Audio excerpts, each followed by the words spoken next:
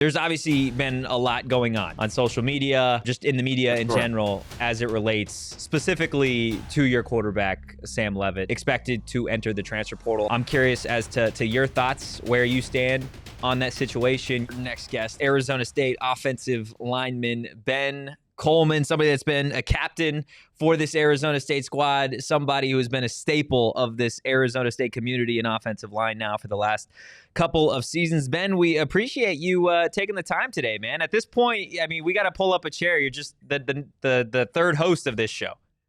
Man, I should, huh? It's about time. I'm ready for it, man. Look, before we get into anything else, I want to just see how you're doing, your rehab, how you've handled the last several months, because I know and I can't imagine it's been easy given the way that your season specifically ended. Yeah, man, I've been good, man. I think with injury, it comes with the game. I know it's something that we don't always want to face or go through. It's something that can view as something that's unfortunate. But I feel like it's a blessing for myself. You get to redirect, where you want to go, take time and reflect on the season, and then figure out how you can impact your guys while you're still injured. So it's definitely been a blessing. It's definitely been frustrating. It's been a little bit of both. How have you been able to impact this team while you've been out? What have you found kind of your niche here with the team? Well, I think specifically if you just talk within the offensive line, with younger guys going in and playing, just trying to give my experiences of what I'm seeing, different techniques they can try, and just small adjustments in the game, whether it be trying to find out different ways to cut off a guy. So I think more in-game adjustments. I let them do their thing during the week. And then on game day, I try to give them just some little small tips for the next drive before they go out there. And then I think from a leadership perspective, I was on leadership council for a reason, man. That's obviously a blessing, an honor from your teammates. But to be able to be in that position, just more of off the field, being able to spend more time with other guys that may be injured for a week or two. I spent a lot of times in the walkthroughs talking to different people, DJ Foster, and other injured guys, Adama Fall. I mean, a whole bunch of guys, just talking more about off the field stuff, and really just flourishing those relationships. Ben, you mentioned the leadership role that you're in, and really the leadership from a vocal side of things that you've had on this team now, really since you transferred from Cal to Arizona State. There's obviously been a lot going on social media, just in the media in general, as it relates specifically to your quarterback, Sam Leavitt, expected to enter the transfer portal. A lot has been said online specifically about Sam. I'm curious as to your thoughts, where you stand on that situation, your guys' just relationship in general, and then just how you feel about it.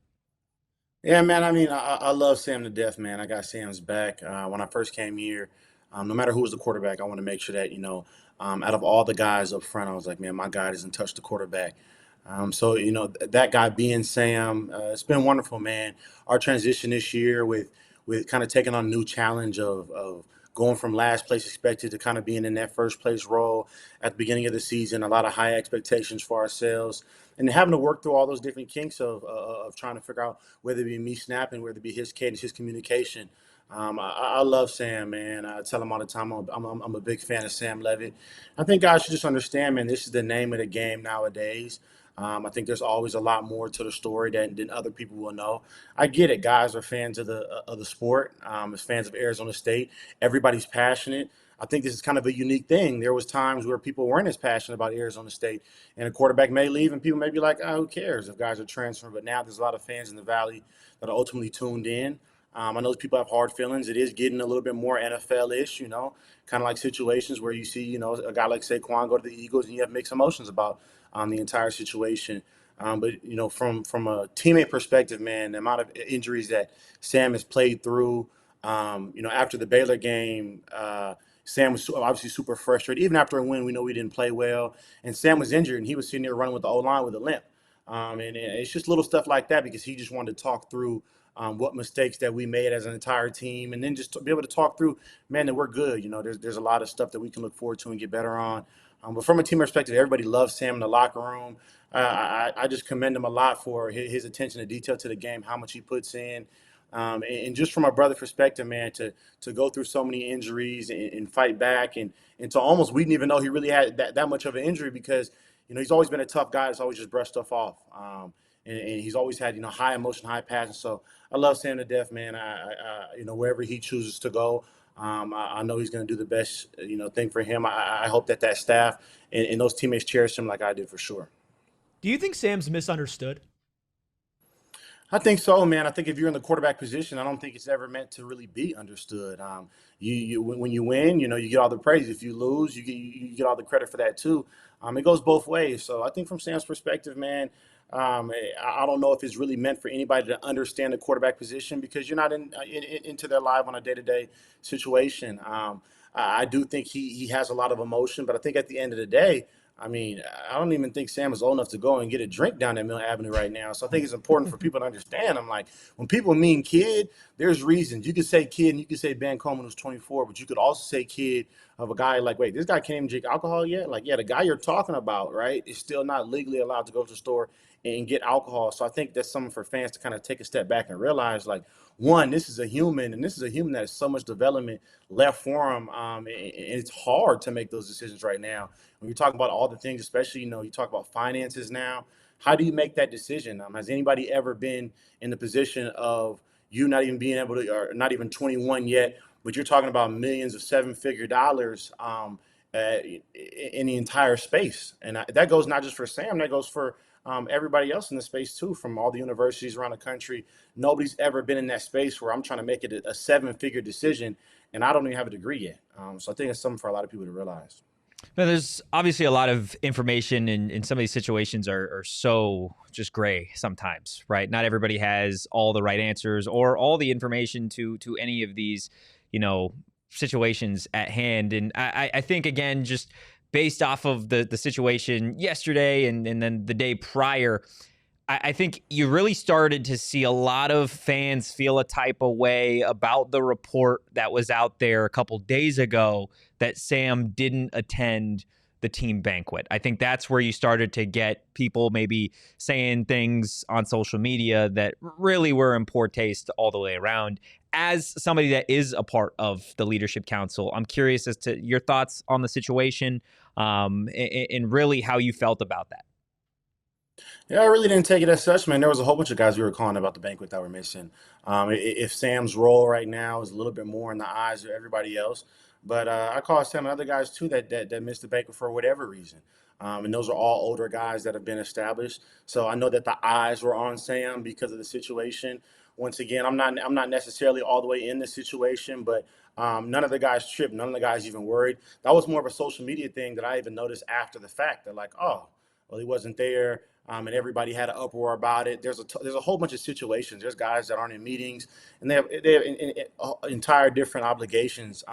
Especially when you talk about nowadays with NIL and all these different things. There's so many different things that go into a season where a guy might miss a practice, and that's just something that we do with after. Okay, cool. If it's nothing detrimental to the team, we don't mind.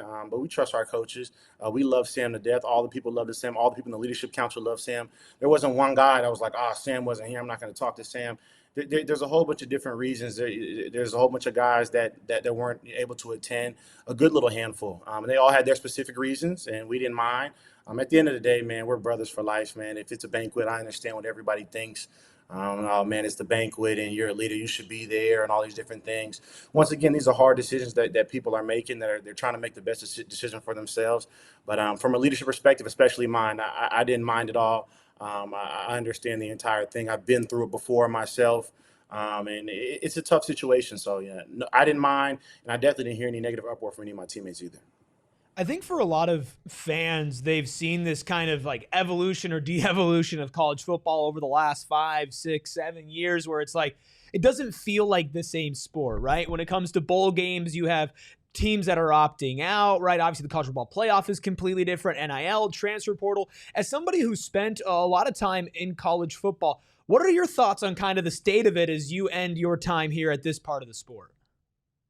I think there's two ways to look at it. One is we're unbelievably blessed, man. There's a whole bunch of guys, my father being one of them. I mean, he's an All-American, Jacobs Award winner, and he didn't get a dime, So I have perspective from those guys who are super blessed and fortunate. to watch us thrive and be able to experience things at such a young age, be able to take care of yourself, right? Not worrying about, getting money from your parents. And that's the blessings for it. Being able to do things, having the opportunity to get engaged, right? Plan weddings, do things like that in life at such a young age that you wouldn't have the opportunity to do, and the athletes before us didn't have the opportunity to do. And there's another side of it where it can be out of control, right? That can be from a parent's perspective as well. It can be parents trying to control the narrative. I've seen a lot of different things. Obviously, I don't know the full story, but about recruits, right? Being able, he's not old enough to sign for himself. His mom has to sign on his behalf. He wants to go to one school, and his mom says no because maybe another school offered more money. So now it's tough, man, because it really is less about the kids now, which is unfortunate. It's big about the parents. I'm super blessed to be able to go through it as an older guy, to experience it and really have my own gathered thoughts throughout my career. But I think it's tough, man. It's tough for a lot of guys younger. And guidance is the most important thing. We can talk about taxes, saving money, how to leverage credit, do those things, which is all super important as well. But I think the guidance is the biggest thing. And I think it's tough now for a lot of the younger recruits. The portal guys, I feel like if you've went through the cycle, you've been in college for a couple of years, you should be able to navigate. But still at then, I mean, these are still young guys. 24 years old, I am. That's rare for college football, and I don't think it will continue. I'm kind of the last of it. But it's tough, man. I think it's more about the parents now that are making it so much more difficult because I think they view it as their money as well. Ben Coleman, Arizona State offensive line, joining us here on the PHNX Sun Devils show. Ben, last time we talked to you, the offensive line was still kind of intact, right? Mid-season, there was you, there was Max, there was Josh Atkins, Kyle Scott, etc. Really, since that point, a lot of those younger guys have started to get reps, not just in games, but preparing for the Sun Bowl as well. Champ Westbrook's actually practicing as a starting right tackle today. We know about Makua, and really some of those younger guys up front that are expected to kind of be the next wave of Arizona State offensive linemen. I'm curious from your perspective, all the time that you got to spend around them in meetings, on game day, etc. Just what have you seen from that group in this next era of Arizona State offensive linemen? And they have so much growth. They have a lot of growth. I'm not mad about how the season went because I'm always excited for young guys to go out there and make a splash. I was super excited for Makai to go out there and make a splash because you see the growth from where they are at fall camp when they realize, like, yeah, I'm not playing this year. I'm behind all these guys. And then you kind of see the light switch on and multiple lights switch on, like, not only do I have the opportunity to do it, but like, wait, I can actually do this. I'll never forget my first play starting at Cal. When I was able to pancake somebody, I was like, man, this is a lot easier than I thought it was. That was Coach Ward's defense. I do want to put that out there. That was Coach Ward. He was at Nevada. But I also say, and, Coach Lee was on that staff. They did beat us at Cal at home, but, it is what it is. Having that many pancakes in the first two drives where I caught a double cramp should say something about the guys Coach Ward's recruits. I think he does a lot better now. That's just a little bit for Coach. I mean, to catch the double cramp, I mean, you got to really be moving some guys. But just to get back to it, man, I'm super excited for all those guys, man. They're soaking everything in. We haven't had any character issues, and that's a usual from an offensive line perspective. But to see their personalities come out from all these little shy guys, to go out there and they play confident, super excited, get a pancake, turn to the sideline, flex the muscles, scream a little bit. That's definitely a Wade thing that he loves doing. He's a fired up guy. And you got Makai that's kind of similar to myself. He's a big guy, strong hands, West Coast guy, still got a West Coast swag, which is similar, like you said, Kyle, Max, still got that West Coast swag to us. So I'm super excited for those guys. And then you have all the other guys that you guys haven't seen. Obviously, Champ hasn't played much besides a tiny bit of in some late games. But his athleticism is obviously through the roof. And then, you got a whole bunch of younger Polynesian guys, which I'm so excited to see play next year too.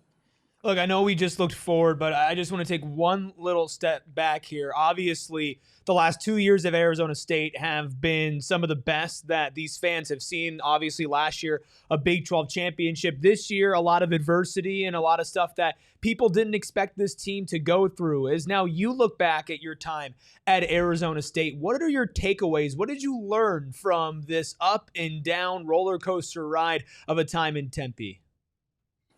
I think the biggest thing we talk about success. It's so funny because Dillingham and I were talking about that earlier about a specific celebrity that is going viral for a certain documentary and talking about what is viewed as success, right? What determines success? I think that celebrity, he thinks he's very successful, right? but at what cost were you successful? And I think that's more of a true lesson when you look at it. Is like, how do you describe success? It's really, to the individual. You guys could think I'm very successful. I could think I'm not, and vice versa. It's really about how good can you be each and every day in your specific environment. And that's something that we talked about a lot. And especially being able to be blessed to have your finances in order and not stress about that aspect, which is an extreme blessing, as I say again. But what's really, as you start to figure out when everybody in the building, right, has enough money, what's really success to us? Was 8-4 success to us, or was that not success? Was the championship success to us because we lost the Peach Bowl, or was that not success? That's the biggest thing that I learned being here. Obviously, the Valley is fully activated. I can't wait to come back. I'm super happy to now be an alumni, obviously two-time alumni, but to be an Arizona State football alumni now. I have the Cal one thing behind me now. I got the Arizona State one so I haven't put it up yet because I'm not good at that stuff. I leave it to my fiance. She does the arts and crafts and all this stuff to make it look all pretty. So I have that sitting next to me, and I can't wait to put that up. So I'm super happy, man. I think the biggest thing I take it away is, obviously we talk about being a good person. We talk about all the little things from Coach T and, how it's important to apply yourself in every aspect. But I think it is, man, life will have its ups and downs, and it's really about your version of success will change. Your vision of success will change. Never be satisfied, but always take time to appreciate yourself and how far you've come. I mean, I think you got everybody in the chat. You got all of us ready to run through a wall right now. Ben, we'll get you out of here on this one. What's next, man? What's next for Ben Coleman? I think just get healthy. Get healthy right now is what's next. We'll go from there. I've always been a guy to wing it. I feel like my steps are already ordered by God. I've never worried about, what's the next situation and what's the next thing I have to do. I have options, and the best thing you can have in life is options. I look forward to whatever's next, and I think right now what's next is getting healthy, getting as healthy as I can possible. That way I can go forward. Love it. No doubt you will do an amazing job at whatever you choose to do next. Arizona State offensive lineman Ben Coleman. Ben, we appreciate you taking the time today, man.